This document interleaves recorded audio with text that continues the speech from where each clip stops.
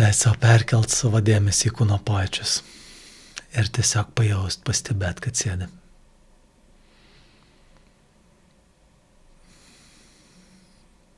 Kad tame nėra jokios diskusijos. Yra tiesiog pojūčiai, kurie ateina ir praneša.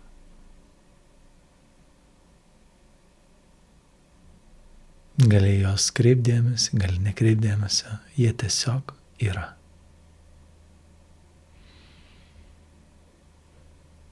Bet kiekvieną kartą, kai grąžini dėmesį prie kūno pojūčių, grįžti prie realybės, prie tikrovės, prie to, kad esi čia.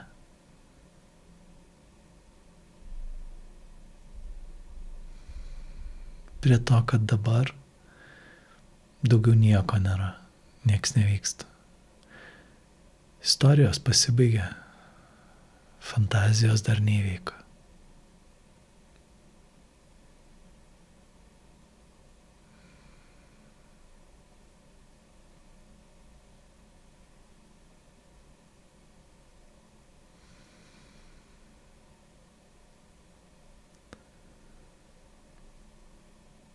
Ir gali pasmalsaut, kada tu leidi sau ilsėtis. Kaip turi jaustis, kad leistum sau ilsėtis. Ką turi padaryti, kad leistum sau ilsėtis. Kokios yra tavo taisyklės poilsiui.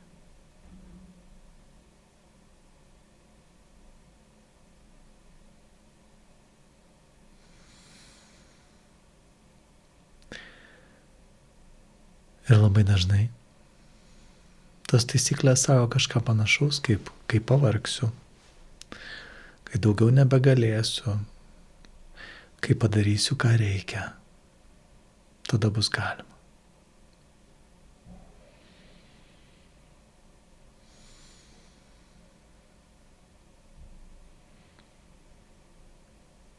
Ir kartais tiek daug iš savęs reikalauja žmonės, kad niekada neateina tas momentas, kada galima. Nes vis yra dar vienas neišspręstas reikalas.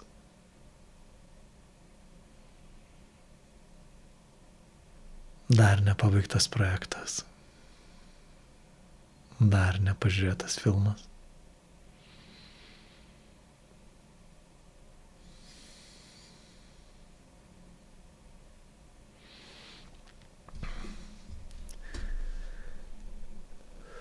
Kai tampa sunku ilsėtis ir ypač miegot. Dažnai tai nutinka tada, kad šalia visų baimių, pykčio, užspaustų jausmų yra tie įsivaizdavimai, kad bus galima tada, kai.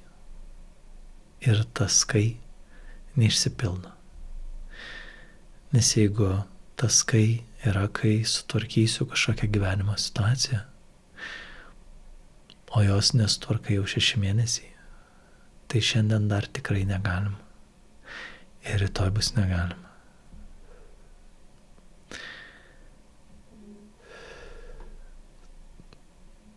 Ir atrodo,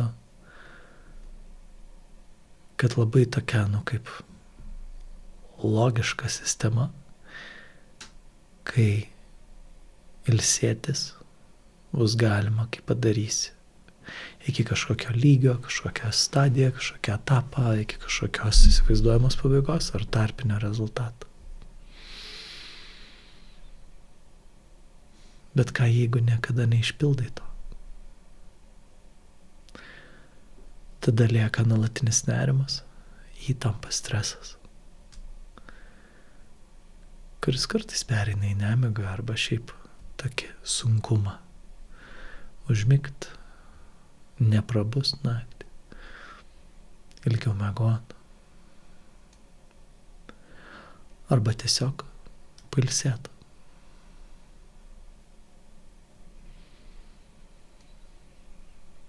Ir žinai, kur paradoksas, ko reikia, kad galėtum dabar ilsėtis, kad galėtum šiandien ilsėtis.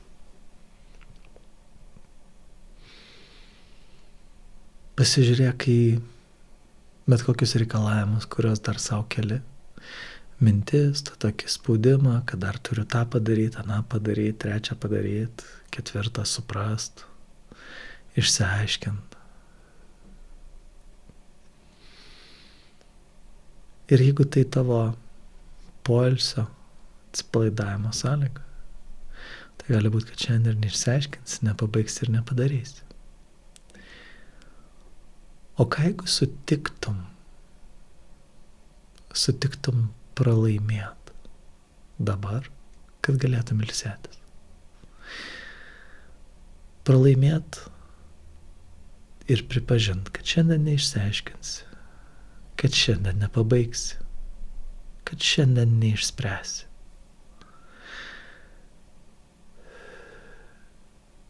Ir nebemojuot tą morką savo prieš nosį, kad dar truputį, dar biškį paspausiu, dar papergyvensiu, dar panerimausiu, dar pasėdėsiu ilgiau.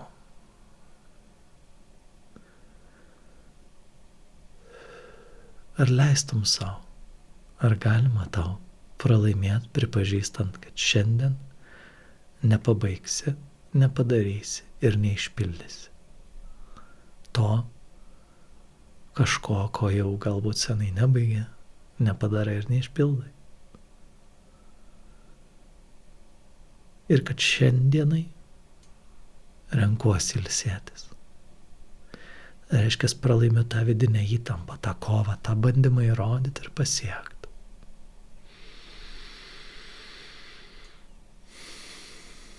Ir rytoj kažką dėl to darysiu, arba ne, žiūrint, kiek svarbus tau tas reikalas. Bet jeigu jau atėjo laikas ilsėtis arba miegoti ir niekaip negali sustoti, vis sukasi mintis, neima miegas, neina ilsėtis, tai tada prisimink, kad gali pralaimėti.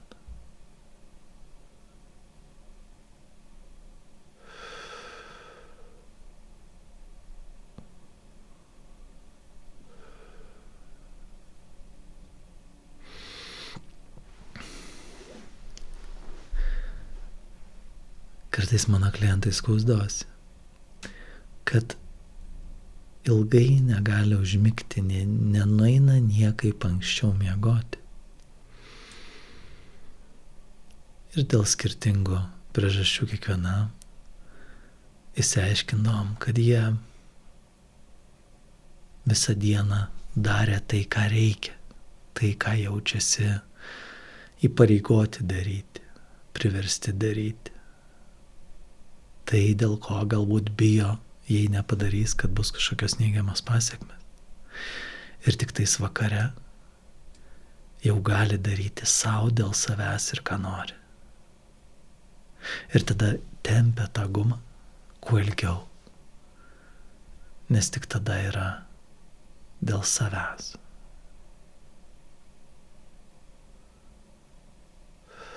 O kitaip liks įspūdis, kad šiandien viską dariau dėl kitų, dėl to, kad privalėjau.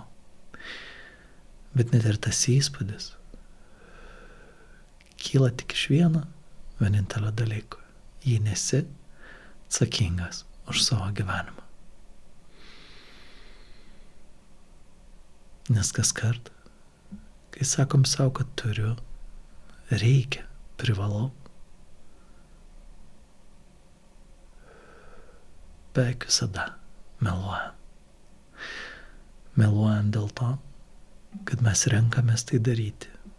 Kartais dėl baimės, kartais iš pykčio, kartais iš kokios nors kalties ar gėdos. Ir darom, nes norim kažko išvengti arba kažką gauti.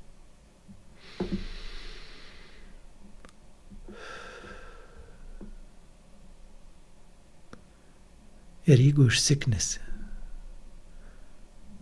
daryti tai, ką reikia, daryti tai, ką esi įsipareigojęs. Daryti tai, ką savo sakai, kad nesirinkai. Tai tada pradėti tempt gumą. Linksmint save. Bandyt kažkaip pripildyti tą kitą pusę.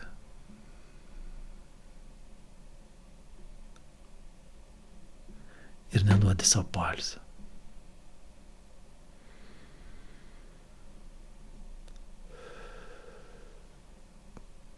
Tai ar sutiktum sustot ir pralaimėt?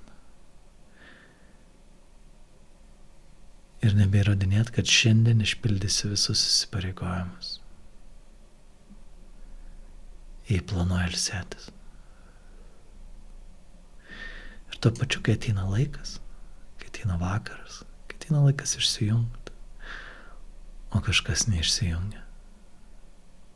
Kažkas nori dar. Nori ką nors malonaus, skanaus, faino ir smagaus. Arba dar save paspausti ir paskubinti, kad gal jau pabaigsiu, vis daugiau padarysiu.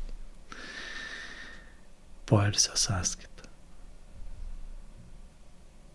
Tada gali surizikuoti ir pralaimėti.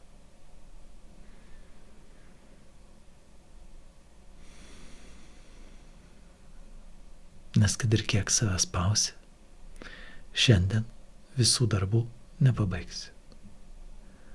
Nes visi darbai neturi pabaigos.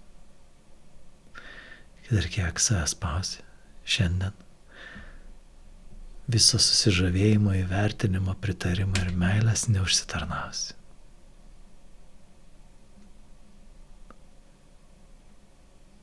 Tai kai nori ilsėtis, gali leisti savo pralaimėti.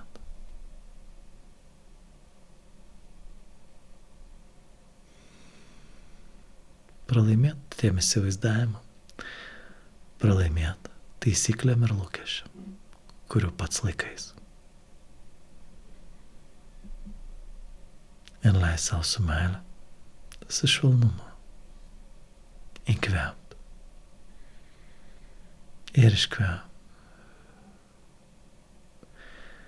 Įkvėpti visas taisyklės, visus reikalavimus, visus lūkesčius, kuriuos dar bandai išpildyti. Ir iškvėpti, paleisti, pasitraukti. Nebereikia įrodyti, nebereikia pasiekti.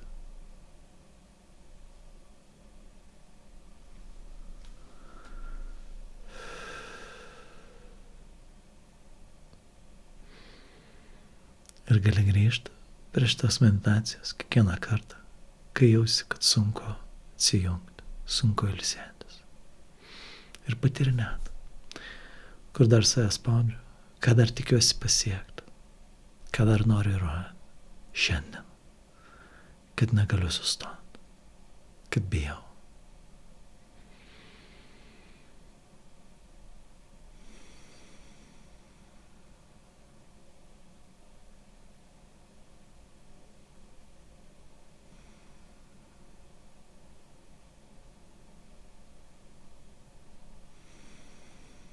Ir visą tai, kas ateina, kas iškyla, galim tiesiog pripažinti. Taip atrodo.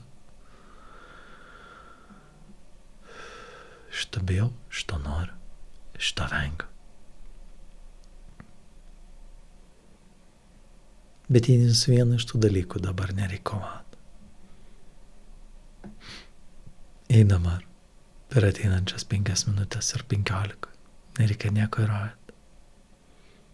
Nieko pasiekti. Net nieko suprasti. Tai tada galima paprasčiausiai ilsėtis.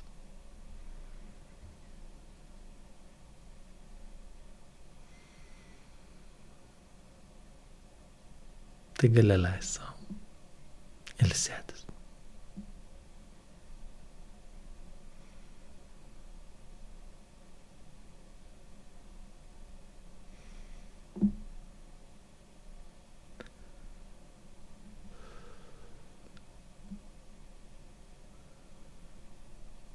Ir žinot, kad kai tau to reikės, visada gali tai kartot. O dabar grąžink dėmesį į kūną. Kvėp giliai giliai. Iškvėpdamas pereik visą kūną dėmesį iki pat pėdų.